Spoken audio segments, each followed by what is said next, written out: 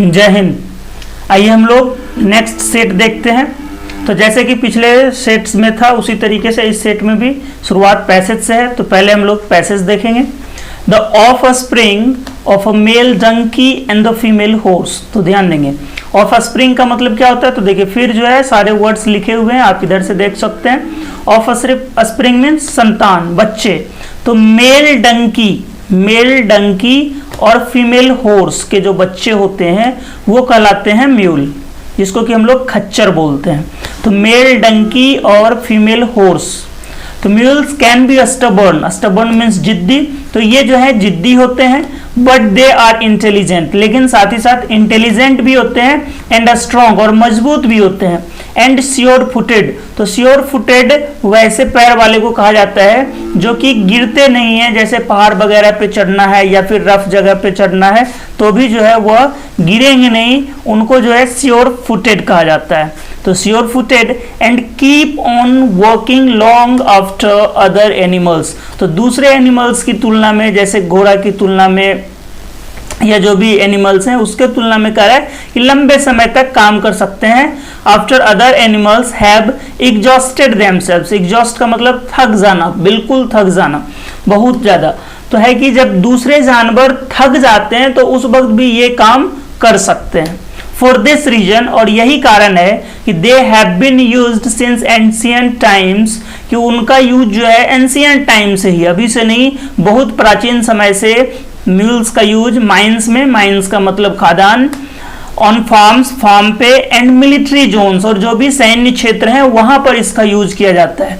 The British introduced mules into the Indian army late in the 18th century. कह रहा है कि 18वीं शताब्दी के अंत वाले हिस्से में जो है ब्रिटिश ने म्यूल्स को इंडियन आर्मी में लाया।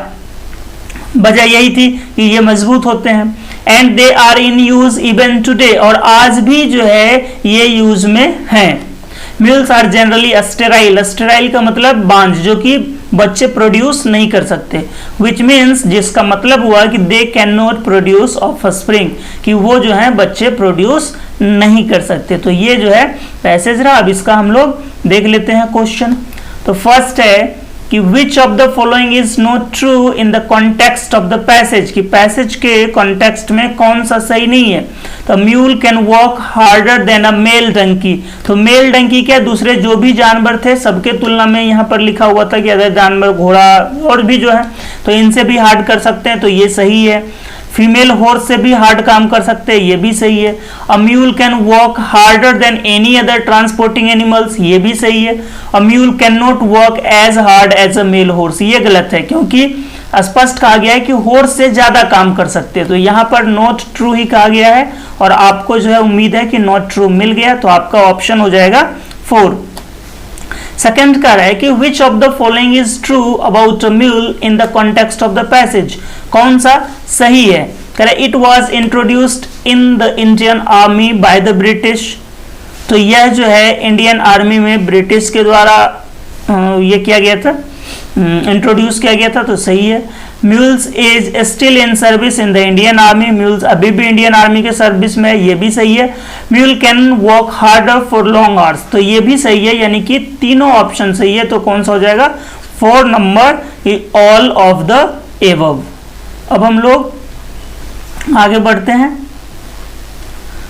तो 3 नंबर का आ रहा है कि mule can be generated by. तो कैसे जो है बनते हैं, तो अभी हम लोग पीछे देखे थे कि वो बनते हैं कैसे। तो मेल डंकी होता है और फीमेल जो है क्या होते हैं, तो हॉर्स होते हैं। तो मेल डंकी और फीमेल हॉर्स, उम्मीद है कि आपको याद ही होगा। तो यहां पर देखिए male donkey and female horse, तो क्या हो जाएगा अब म्यूल पेयर इटसेल्फ। तो म्यूल के पेयर से नहीं बनते, म्यूल तो जो है स्टेराइल होते हैं।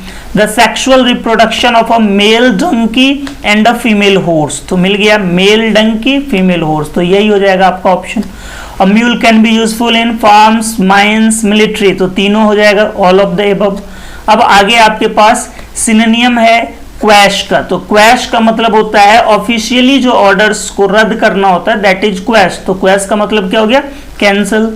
अपहोल्ड होता है जब ऑर्डर को बरकरार रखते हैं, जैसे कोई डिसीजन यदि हाई कोर्ट दिया उसको फिर सुप्रीम कोर्ट ने सेम रखा तो वहां अपहोल्ड का यूज होता है। अपहोल्ड का मतलब मेंटेन रखना उसको। परमिट मतलब आज्ञा देना, अनुमति देना, और प्रिवेल होता है लंबे समय से कोई चीज चला आ रहा होता है तो प्रिवेल होता है का यूज होता है। तो क्वैश का सिनोनिम कौन हो जाएगा? कैंसिल। इंट्रिकेट का कह रहा है एंथोनियम लिखने, तो इंट्रिकेट का मतलब जो होता है वो होता है जटिल। कोई भी चीज कॉम्प्लिकेटेड है तो इंट्रिकेट है। मतलब सबके देखिए इधर लिखा हुआ है। फॉर्मिडेबल है तो फॉर्मिडेबल का जो है यूज होता है किस अर्थ में? तो भयंकर के अर्थ में। और यदि कोई चीज मैनेजेबल है तो आप आसानी से मैनेज कर सकते हैं। इनकरेज का मतलब होता है उत्साह बढ़ाना, तो इसलिए इंट्रिकेट का क्या हो जाएगा? एंटोनियम है। अगर सिनोनियम होता तो कॉम्प्लिकेटेड हो सकता था, बट एंटोनियम है तो क्या हो जाएगा? मैनेजेबल। अब हम लोग नेक्स्ट 7 की ओर चलते हैं आगे। 7 number question correct. A nursery where children of working parents are cared for while their parents are at work, कि एक ऐसा नर्सरी जहां की बच्चे के जो है वर्किंग माता पिता वहां काम करने जब जाते हैं तो वहां अपने बच्चे को छोड़ के जाते हैं, तो ऐसे जगह को क्या कहते हैं? यानी कि एक वैसा जगह जहां की वैसे बच्चे का देख रेख होता है जैसे जिनके पेरेंट्स जो है काम करने जाते हैं। अब घर में जैसे अगर गांव में रह रहे हैं आप तो दादा दादी होता है बच्चे को संभालने के लिए, बट जब आप शहर में रह रहे हैं तो वहां जो है कोई है नहीं, तो वैसे जगह पे बच्चे को छोड़ दिए जाते हैं जिसको कि हम लोग क्या कहते हैं? तो क्रैश। क्या कहते हैं इसको? क्रैश। इसको क्रैश कहते हैं। ये CHE को जो है तालब विषय पढ़ते हैं, ठीक है? क्रैश कहते हैं वैसे जगह को। दूसरे शब्दों में हम लोग इसको डे नर्सरी भी कह सकते हैं। आगे है 8 में to play ducks and drakes. तो डक्स एंड ड्रेक्स का मतलब होता है पैसा खूब बर्बाद करना, पैसा उड़ाना, खर्च करना। तो स्क्वेंडर का मतलब भी बर्बाद करना या गंवाना, उड़ाना, तो स्क्वेंडर मनी यही हो जाएगा। रिमेन फॉर्म दृढ़ रहना नहीं। To let someone commit mistakes, गलती करवाना किसी से नहीं। अपसेट द बैलेंस यानी बैलेंस को बिगाड़ देना। अपसेट करना का मतलब क्या होता है? उस चीज को इधर उधर कर देना। 9 में है व्हाट आर यू टीचिंग। तो व्हाट आर यू टीचिंग में यहां पर सब्जेक्ट जो है यू है, क्योंकि पढ़ाने का काम यू कर रहा है ना, कि व्हाट आर यू टीचिंग, तो सब्जेक्ट क्या हो गया? यू हो गया। ये हो गया आपका ऑब्जेक्ट, और आपको पता है कि पैसिव वॉइस बनाने में ऑब्जेक्ट ही सब्जेक्ट बनता है, यही यानी अब यही आपका सब्जेक्ट बन जाएगा। तो क्या हो जाएगा? व्हाट, और जब WH वर्ड सब्जेक्ट होते हैं तो सिंगुलर होता है, तो what is being taught by you. What is being taught by you. आपको प्लूरल का रहा है हाइपोथेसिस का लिखने। हाइपोथेसिस का मतलब होता है परिकल्पना। इसका प्लूरल आपको पता है कि लास्ट का जो आई होता है हम उस आई को क्या करते हैं? ई में बदल देते हैं, तो हाइपोथेसिस HYPOTHESES। हाइपोथेसिस जो है इसका क्या हो जाएगा? प्लूरल फॉर्म हो जाएगा। अब हम लोग नेक्स्ट क्वेश्चन की ओर बढ़ते हैं जो जिसमें कि हमें एडजेक्टिव पूछा गया है कि फूल का जो है एडजेक्टिव क्या होगा। तो फूल का एडजेक्टिव होता है फुलिश, ये आपको पता होगा। ISH एक एडजेक्टिव सफिक्स होता है, तो फूल का एडजेक्टिव हो गया क्या? फुलिश। कंडक्टर का आपको फेमिनिन पूछा है, तो कंडक्टर का जो फेमिनिन होगा तो क्या हो जाएगा? कंडक्ट्रेस। लास्ट में जो है ESS, जैसे एक्टर होता है तो एक्टर का क्या बनता है? अगर आपके पास एक्टर है तो एक्टर का आप यही बनाते हैं ACTRESS, एक्ट्रेस। तो उसी तरह कंडक्टर में जो ये TOR है ये क्या हो जाएगा? TRESS, कंडक्ट्रेस। आगे जो है बाइट का कह रहा है आपको पास्ट पार्टिसिपल, तो होता क्या है? Bite, beat, beaten. तो पास्ट पार्टिसिपल मतलब B3, तो B3 क्या हो जाएगा? बीटन। तो आपका बीटन हो गया option. She has a good dash of humour, तो क्या होता है? Sense of humour. Sense of humour हम लोग यूज करते हैं प्रेजेंस ऑफ माइंड के लिए। देखते हैं कई इंसान होते हैं थोड़ा बोरिंग टाइप होते हैं, कई इंसान बहुत ही जीवंत टाइप होते हैं, तो वहां यूज करते हैं हम लोग क्या? Sense of humour. तो क्या हो जाएगा? 2 number. Pearl was moved pity at his plight. Pity का मतलब दया और प्लाइट का मतलब दयनीय स्थिति, तो उसके दयनीय स्थिति को देखकर उसको क्या आ गई? दया आ गई। तो क्या हो जाएगा? Moved with pity. Moved with pity क्या हो जाएगा? दया आ जाना उस पर। He was as grave. Grave का मतलब गंभीर, तो एज ग्रेव एज अ, हालांकि ये फिक्स होता है फ्रेज, बट आप ऐसे भी समझ सकते हैं कि गंभीर होने का काम किसका होगा? तो जज का होगा। He was as grave as a जज, हुआ कितना गंभीर है? तो जज की तरह ही। फ्रॉक्स कर मेढक की आवाज को क्या कहते हैं? तो जिंगल जो होता है वो घंटी की आवाज होती है, बेल का जो आवाज होता है तो उसके लिए जिंगल का यूज होता है। ब्लीट जो है बकरी जो आवाज निकालता है मैं उसके लिए होता है। क्रॉक जो है मेढक की आवाज के लिए होता है और गीवर का मतलब बरबराना, तो क्या हो जाएगा यहाँ क्रॉक हो जाएगा। अब हम लोग नेक्स्ट क्वेश्चन की ओर बढ़ते हैं और वो है ही observe a dash of fish. तो फिश के ग्रुप को क्या कहेंगे?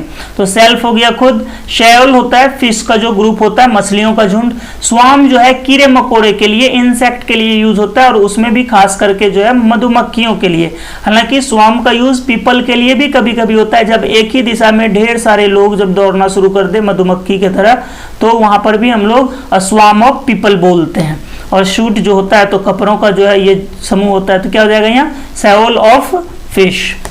19 है कि I don't understand it all happened. ये सब कैसे हुआ मुझे पता ही नहीं है, तो I don't understand how it all happened, कि यह सब कैसे हुआ मुझे पता ही नहीं है।